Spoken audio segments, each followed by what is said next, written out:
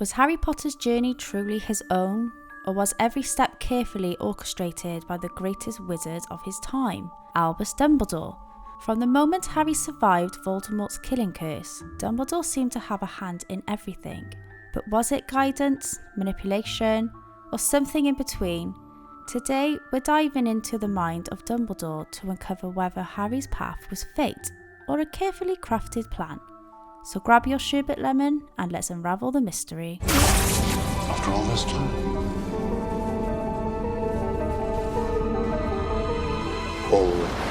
Let's start at the beginning.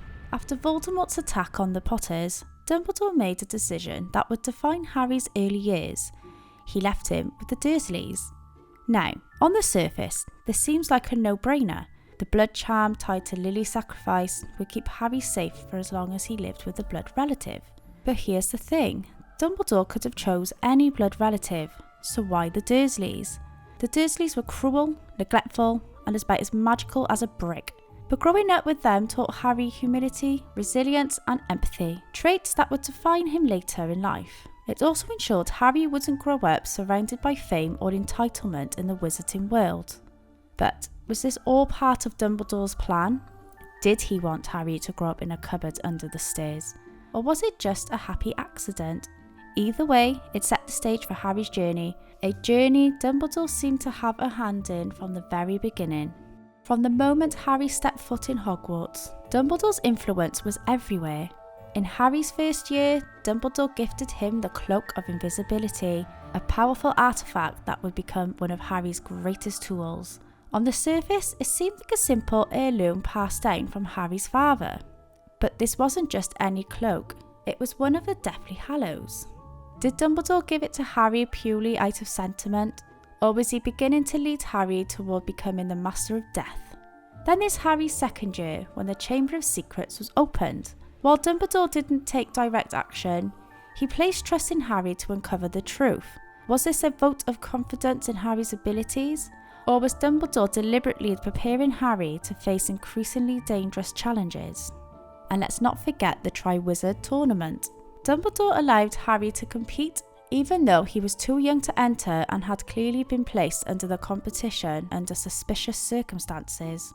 Why didn't Dumbledore intervene more forcefully? Could he have seen this as a way to prepare Harry for the dangers ahead?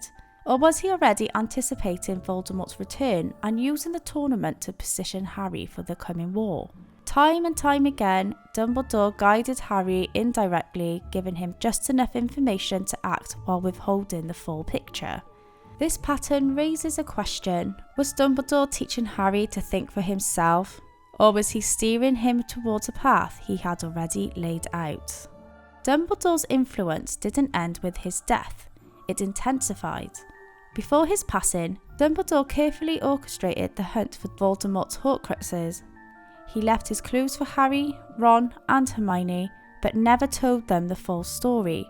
For instance, he gave Harry the golden snitch containing the resurrection stone, but didn't explain its purpose. He also gave Hermione a copy of the Tales of Beedle the Bard, subtly pointing them towards the Deathly Hallows. Dumbledore's death itself was a part of his plan. By allowing Snape to kill him, Dumbledore ensured that Voldemort would trust Snape and that Draco Malfoy would avoid becoming a murderer. But more importantly, his death placed the responsibility for defeating Voldemort squarely on Harry's shoulders. Even death, Dumbledore's presence loomed large. He had shaped Harry's understanding of Voldemort, prepared him for the challenges ahead, and ensured that Harry would have the tools he needed to succeed. But was this fair to Harry? By withholding information, did Dumbledore place too heavy of a burden on a teenager, or was this the only way to secure victory? Perhaps the most controversial aspect of Dumbledore's plan was his decision not to tell Harry that he was a Horcrux. Dumbledore knew from the very beginning that Harry would have to die for Voldemort to be defeated, yet he chose to let Harry discover this on his own. Was this an act of manipulation, or did Dumbledore trust that Harry's courage and sense of duty would lead him to the right decision? When Harry confronts Dumbledore in the afterlife, the conversation sheds light on Dumbledore's mindset. Dumbledore admits to his mistakes and flaws, but reveals the depth of his faith in Harry.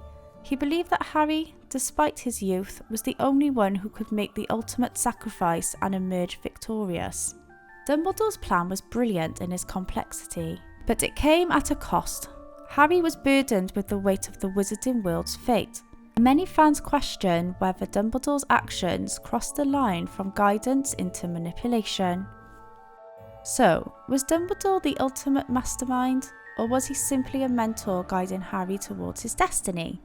On one hand, Dumbledore's actions were undeniably calculated, from placing Harry with the Dursleys to orchestrating the Horcrux hunt.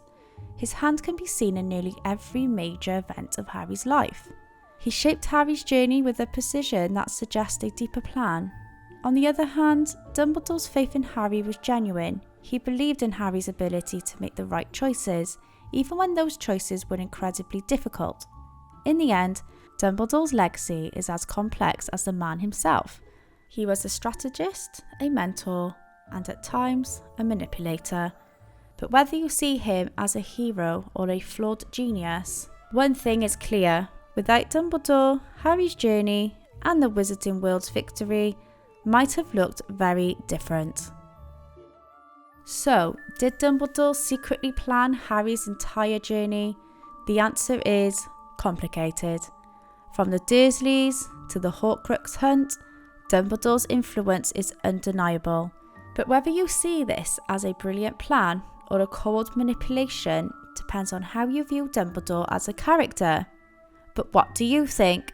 Was Dumbledore the ultimate mastermind? Or did he push Harry too far? Let us know in the comments, and don't forget to share this video with your fellow Potterheads. Until next time, magical muggles out. After all this time.